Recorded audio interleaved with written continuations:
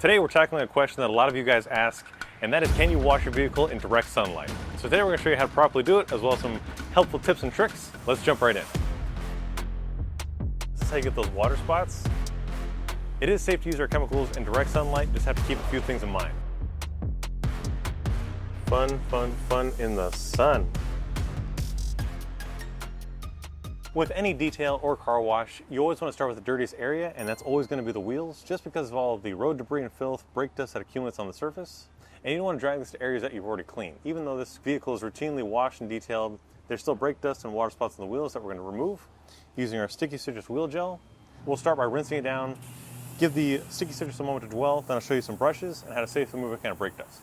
Now you can see that rinsing alone doesn't do a lot for removing the embedded brake dust or stuck on grime. So now we're going to take our sticky citrus wheel gel and spray the surface. And this can also be used to spray the tire to help remove old dressings, road filth, grease, and tar. And then also in our bucket here, we'll just spray a little bit of the wheel cleaner as well. And then we can activate it with our sprayer to help add lubrication and foam to our bucket. This way, as we bring our brushes to the vehicle, it won't scratch the surface. To begin, we'll take our blue stiffy brush. This has a very stiff bristle, and we're going to use this to clean the tire, just to remove any of the old dressings and filth, starting at the top and working our way around. Now we'll move on to our next brush, the green flag tip brush, which means that it has these split ends. This is going to give it that extra soft touch, so it's going to be safe for any kind of sensitive wheel finishes, such as chrome or painted or even matte finish wheels. This way you can safely remove any kind of filth without scratching the surface. Let's add a little more cleaning power. Sticky citrus wheel gel also works great as a lubricant, so it helps to safely remove any kind of abrasive particles, and again, just give you that best overall finish. Also, it's got a fairly compact design, so it fits in between these larger spokes. But that flag tip helps to also agitate the cleaner, which gives you that foaming power, which is going to safely remove abrasive particles of iron and other kinds of deposit from your brake material. And again, it won't harm the finish. But it's important to remove any kind of brake dust in a timely manner, because if it's left on there long enough, especially on chrome, it'll start to pit and deteriorate that finish. Now lastly, we'll take our boar's hair brush, which has the smaller bristle and a handle with a ferrule that helps to get into intricate areas like around lug nuts or valve stems or even the wheel weights. It's also great for getting in between intricate areas or tight crevices. This way again, you have a completely thoroughly detailed and clean wheel all the way through and through, giving you that best overall finish. It's also safe to use sticky citrus wheel gel to clean any kind of brake material or your rotors or suspension, that kind of things that you can see through the spokes. Helps to remove caked on brake dust and road grime. And again, just getting all those minor details that true detailers really notice, giving you that best overall finish. So we're going to finish up this, rinse it down, and repeat the same process on the remaining 3 wheels, and then we're going to show you how to properly wash your vehicle in direct sunlight. Now we're moving on to the wash process on this Yukon. As I mentioned, we're going to be showing you guys how to wash in direct sunlight, which it is right now. It's about 3 o'clock and the temperature's in the mid-70s. Sure, it sounds windy, but here in California, that's kind of how it always is around the beach, but it's still fairly warm outside, not warm enough where the surface of the vehicle is hot.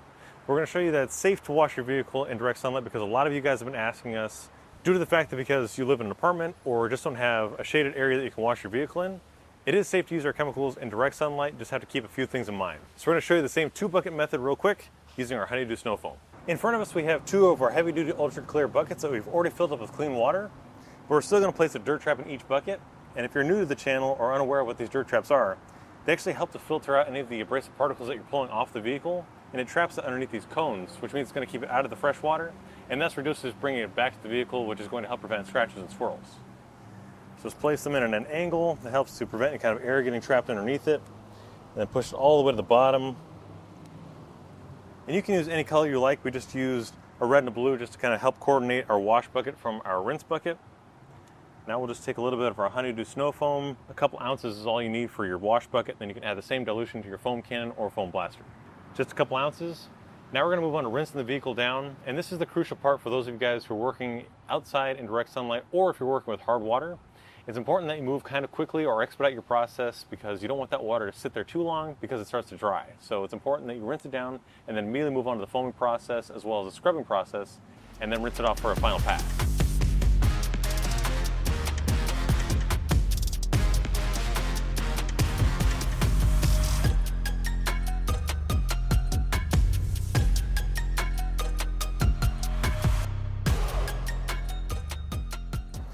As with any wash process, it's important to start at the top of the vehicle, working your way down. This way, again, you're not bringing dirt into areas that you've already cleaned, but also, as you're wiping, you want to move in linear motions.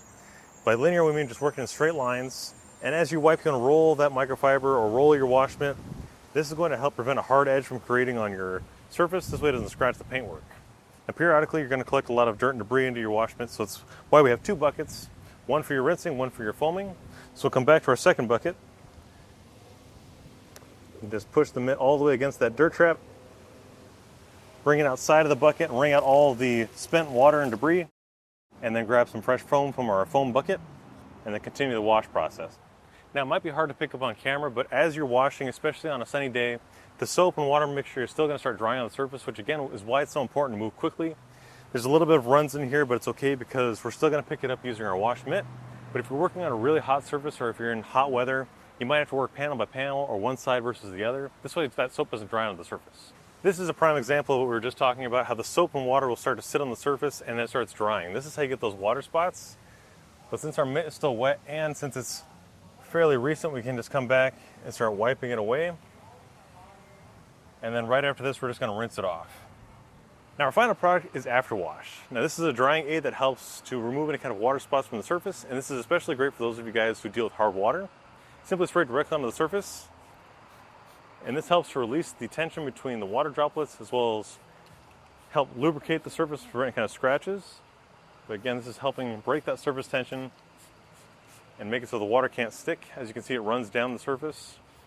This will help you dry without causing kind of water spots, which also is preventing kind of staining. Simply spray it directly on the surface. And now we'll just take our thirst trap drying towel. This is microfiber that's embedded with the chamois. This is a great way to just help pick up any of that water spots with using less passes. So again, we'll start here at the highest point. And now we'll start wiping away the water droplets, that spent afterwash.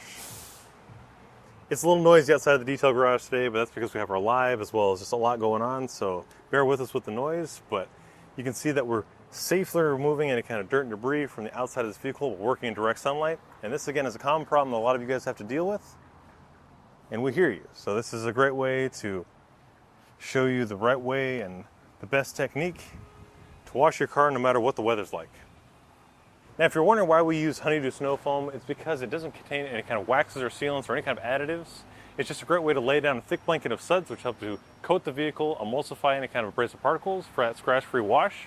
But since we're working out in direct sunlight, it's not going to dry onto the surface. It's very easy to work with. And again, you can use it in your traditional wash bucket with a foam blaster or a foam cannon. Well, guys, there you have it. You see just how easy it is to wash your vehicle in direct sunlight. Now, yes, it's very similar to your traditional wash, but there's a few things to keep in mind. One, choosing the right soap that's not going to bond to the surface or dry very quickly. Working on the surface when it's cool to the touch, because if it's too hot to touch, it's going to be too hot to wash. If you can, move the car periodically to a shaded area or find a spot where the sun doesn't beat down, like in the triangle area of a building. And lastly, it's working with afterwash. And that's going to help prevent any kind of water spots from staining the surface. It makes it a lot easier to dry, it gives you a little bit more work time, but it also adds shine.